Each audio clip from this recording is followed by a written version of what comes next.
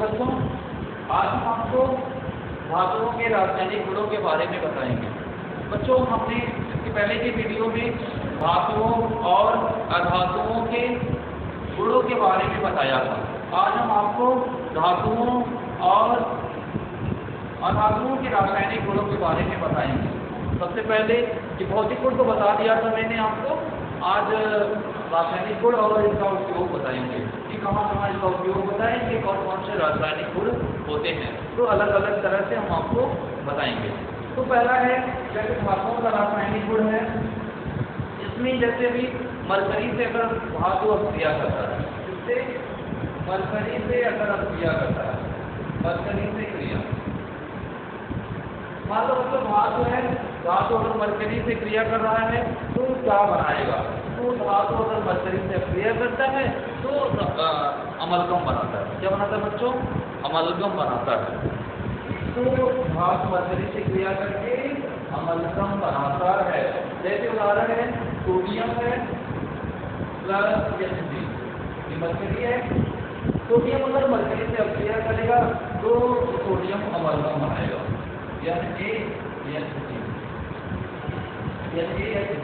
इसे बोलते हैं सोडियम अमलगम। क्या बोले बच्चों? Sodium amalgam. क्या बोलेंगे? सोडियम अमलगम बोलेंगे। ये धातु अमलगम बना। क्या बना बच्चों? ये धातु अमलगम। फिर दूसरा गुण है वायु से क्रिया। दूसरा गुण क्या है? वायु से क्रिया। दूसरा है वायु से क्रिया। वायु से क्रिया तो आप जानते हैं जो धातुएं होती हैं वायु से क्रिया करके धातु ऑक्साइड बनाती हैं। धातु ऑक्साइड बनाती हैं या इसे क्षारीय ऑक्साइड कहते हैं। तो क्या होगा इसकी? धातु वायु से क्रिया करके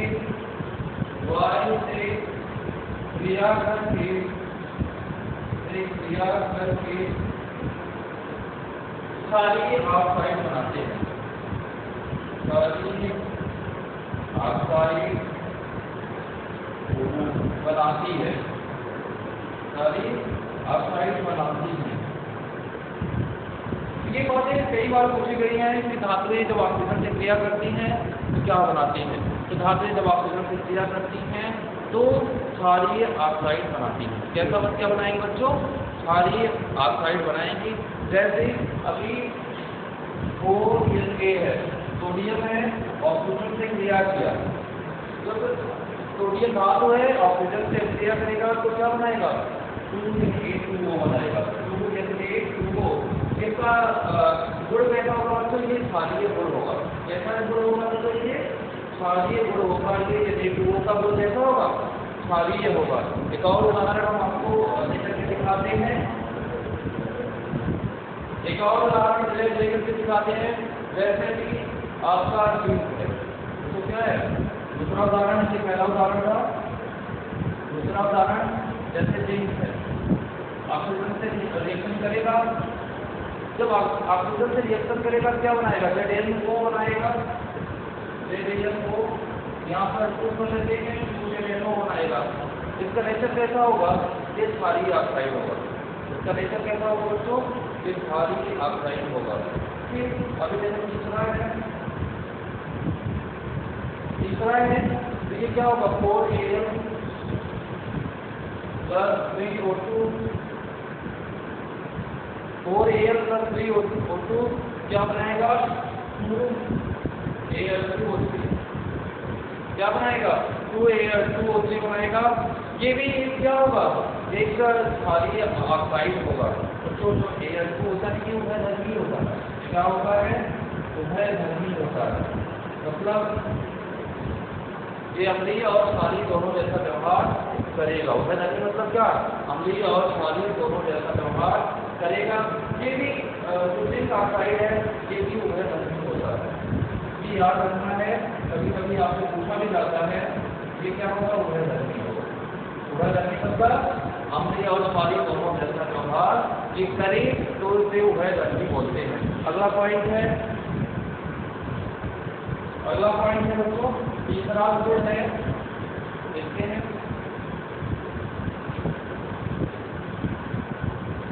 तीसरा जो है तनु अम्ल से क्रिया। तीसरा है तनु अम्ल से क्रिया।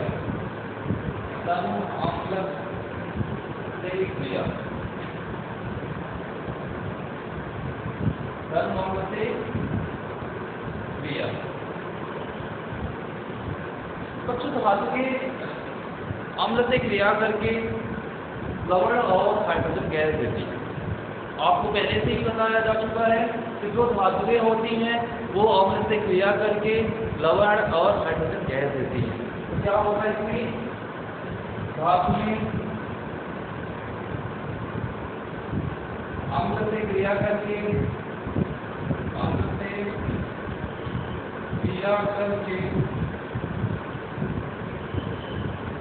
लवण और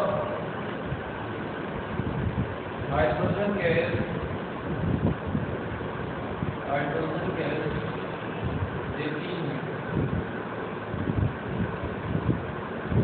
तो धातुएं अम्ल से क्रिया करके क्या देती है? लवण और हाइड्रोजन गैस देती है।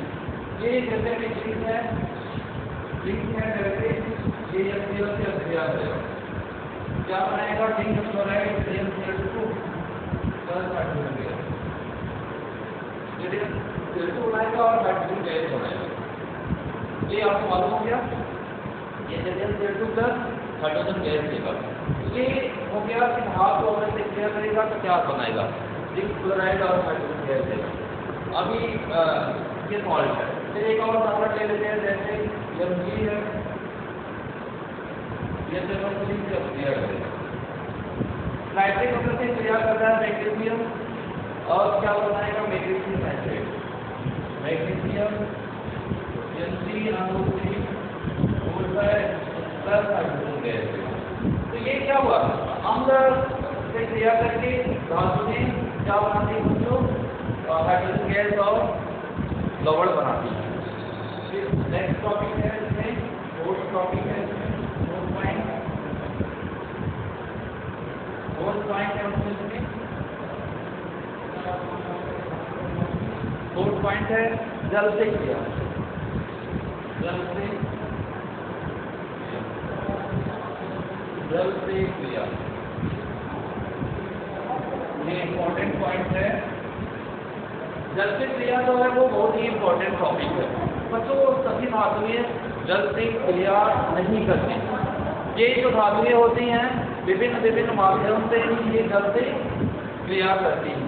विभिन्न माध्यम से जल से क्रिया करती हैं। जैसे अभी कुछ धातुएं होती हैं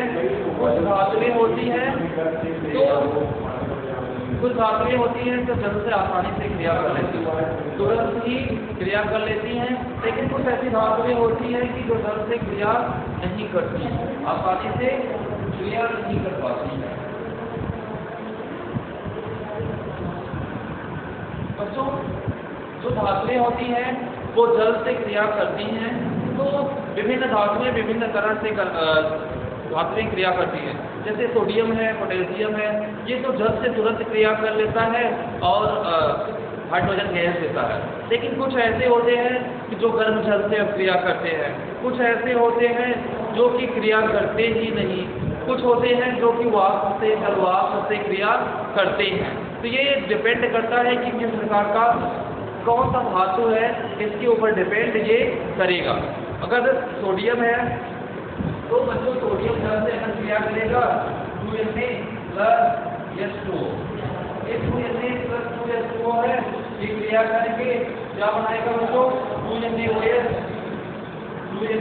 और हाइड्रोजन गैस।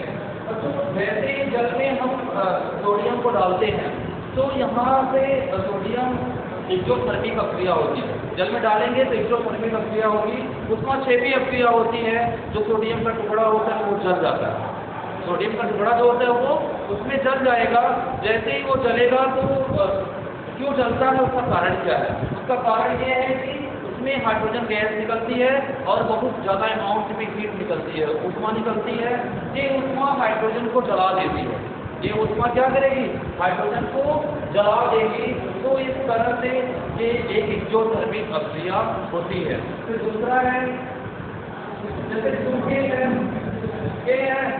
ये ऑक्सीजन से जल से क्रिया करेगा, 2H2O से क्रिया करके क्या बनाएगा बच्चों? ये बनाएगा 2KOH प्लस हाइड्रोजन गैस बनाएगा। 2KOH प्लस हाइड्रोजन गैस बनाएगा। ये भी जल से तुरंत अभिक्रिया कर लेता है। लेकिन अभी जैसे कुछ धातुएं होती हैं जो कि बच्चों आयरन जैसे है, वो जल वाष्प से अभिक्रिया करेगा, तब जा करके वह हाइड्रोजन गैस देगा। जैसे आयरन है, ये जल वाष्प से अगर अभिक्रिया करेगा तभी जाकर ये क्रिया होता है। जैसे 2Fe है प्लस 4H2O है, 4H2O है, ये क्या करेगा? ये आपस में क्रिया करके Fe3O4 बनाएगा प्लस H2 हाइड्रोजन गैस बनाएगा। Fe3O4 प्लस 4H2 बनाएगा। इस जल वाष्प से अभिक्रिया करेगा। बच्चों जैसे अभी गोल्ड है, सिल्वर है, ये सब प्लेटिनम है, ये सब इनर्ट धातुएं इन्हें कहते हैं, अक्रिय धातुएं कहते हैं। ये सब जल्दी से क्रिया नहीं करती। ये सब बच्चों जल्दी क्रिया नहीं करती, इसलिए इन्हें इनर्ट धातु बोलते हैं। जैसे एल्युमिनियम हुआ, एल्युमिनियम भी आपसे क्रिया कर लेता है, आसानी से बल से क्रिया कर लेता है, मतलब जैसे गर्म जल से ही क्रिया करेगा। इसलिए जो यूटेंसिल्स बनाए जाते हैं वो उनको उसमें और पदार्थों का मिश्रण मिला दिया जाता है या एलॉयज से ही बनाए जाते हैं।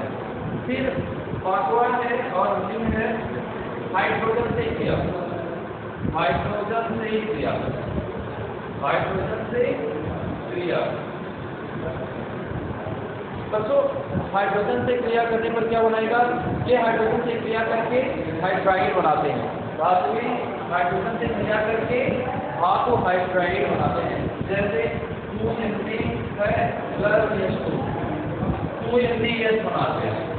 ये सोडियम हाइड्राइड बनाया, ये सोडियम हाइड्राइड बनाया।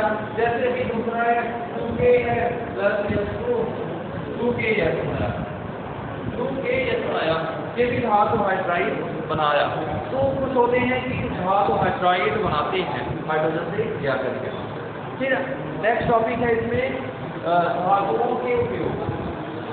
धातुओं के उपयोग अगला टॉपिक है इसमें धातुओं के उपयोग।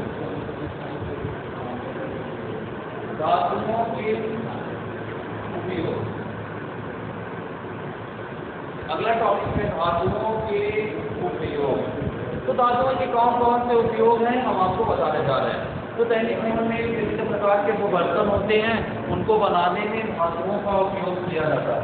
जो विभिन्न प्रकार के बर्तन होते हैं उनको बनाने में धातुओं का उपयोग किया जाता है। मशीनों के कल पुर्जे बनाने में इसका उपयोग किया जाता है। फिर अभी विभिन्न प्रकार के एलोट्रॉप्स बनाने में इसका उपयोग किया जाता है। अभी जैसे मुद्राएं बनाने में धातुओं का उपयोग किया जाता है। फिर विद्युत लेपन करने में भी इसका उपयोग किया जाता है।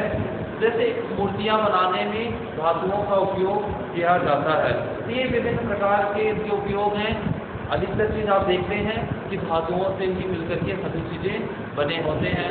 जितने भी आपको इंस्ट्रूमेंट दिखाई देते हैं उसमें कोई न तो कोई धातु अवश्य लगा होता है, क्योंकि वो ही उसको दृढ़ता प्रदान करता है। बस बच्चों इस वीडियो में बस